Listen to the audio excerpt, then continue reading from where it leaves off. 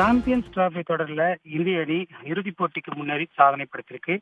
துபாயில India Australia இடையே நடைபெற்ற முதலாவது அரையிறுதிப் போட்டியில முதலில் பேட்டிங் செய்த ஆஸ்திரேலிய அணி 264 ரன்களை எடுத்தது. ஆஸ்திரேலிய அணியை பொறுத்த வரைக்கும் அதிகபட்சமாக ஆஸ்திரேலிய அணியின் கேப்டன் ஸ்டீவன் ஸ்மித் 73 ரன்களையும் அலெக்ஸ் கேரி 61 ரன்களையும் எடுத்தனர்.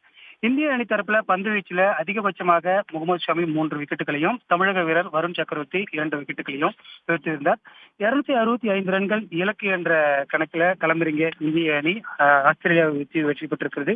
குறிப்பாக துவக்க வீரர்களாக விளையாடிய ரோஹித் சர்மா 8 ரன்களை எடுத்திருந்தார். அது ஒரு நல்ல துவக்கமாக இருந்தது. சுபன் கில் மறுமுனையில் சோபிக்காமல் இருந்தாலுமே ரோஹித் சர்மா ஒரு நிதானமான ஆட்டத்தை வெளிப்படுத்தியிருந்தாலும் முக்கியமான அடித்தளமாக இருந்தது. அதனைத் தொடர்ந்து பொறுப்பாக விளையாடிய விராட் கோலி மற்றும் ஸ்ரேயஸ் ஐயர் ஆகியோர் விராட் கோலி 84 ரன்களை எடுத்து சதத்தை சில ரன்களில் நழுவ விட்டிருந்தார். ஸ்ரேயஸ் ஐயர் 45 ரன்களை எடுத்திருந்தார். மறுமுனையில் KL ராகுல் இறுதி வரை விளையாடி 42 ரன்களையும் கடைசி விக்கெட்டாக ஹர்திக் பாண்டியா 22 ரன்கள் ஆட்டம் இழந்த நிலையில் 48வது ஓவரில் இந்திய அணி ஆஸ்திரேலியாவை வீழ்த்தியிருக்கின்றது. குறிப்பாக இந்திய அணியை பொறுத்த வரைக்கும் சாம்பியன்ஸ் டிராபி தொடரில் 3வது முறையாக இறுதிப் போட்டிக்கு தகுதி பெற்றிருக்கு.